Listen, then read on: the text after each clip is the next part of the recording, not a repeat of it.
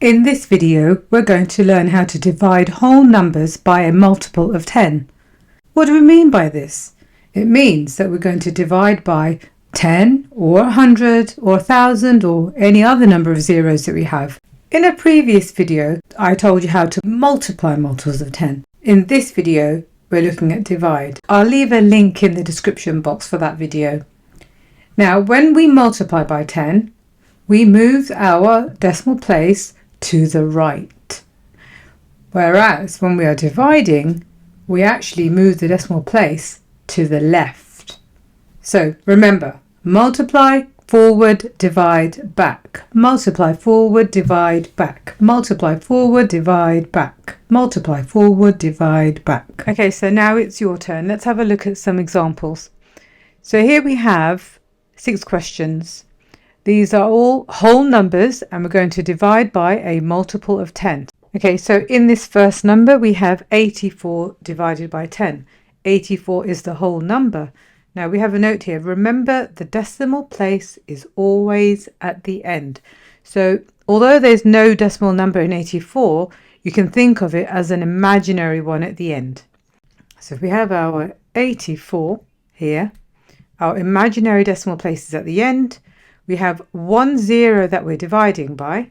So we're going to move that imaginary decimal place. We'll add it in now because we need it.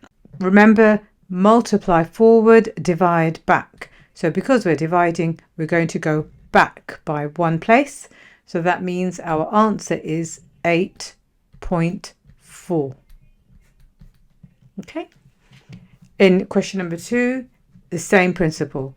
95 is the whole number. There's no decimal place, so we will add the decimal place at the end. And so then we are dividing by 10. So we move the decimal place to the left because we divide back. So it becomes 9.5. Okay.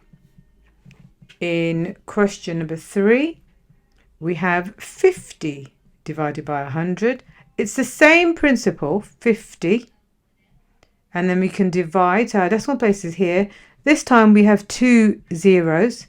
So we will move back 2 jumps. So our decimal place will end up here.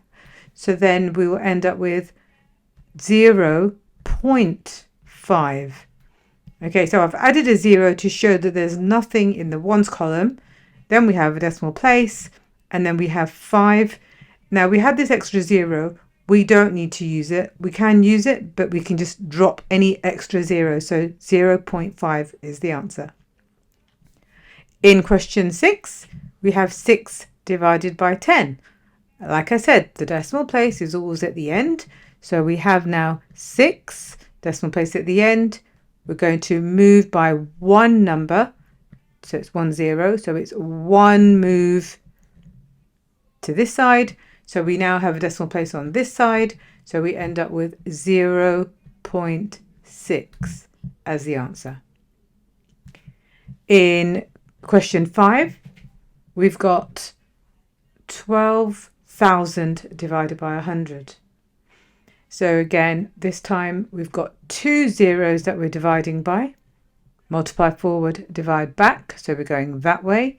So we can write the original number, 1, 2, 1, 2, 3, and then we're going to have our decimal place at the end, and we're going to back 1, back 2. It will be in the middle here.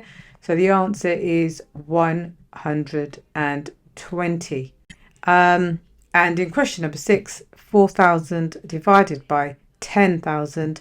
Here we are going to be dividing by 4 zeros. Our decimal place at the end here. We're jumping back 4 places. 1, 2, 3, 4. So our answer will be 0.4. And we don't need to write those zeros because it will be 0.40000. It doesn't matter how many O's. They don't have any values. So we just leave it as 0.4. And that's how we divide whole numbers by multiples of 10. Hope you enjoyed this video. Don't forget to subscribe, share and like and leave a comment. See you next time. Bye.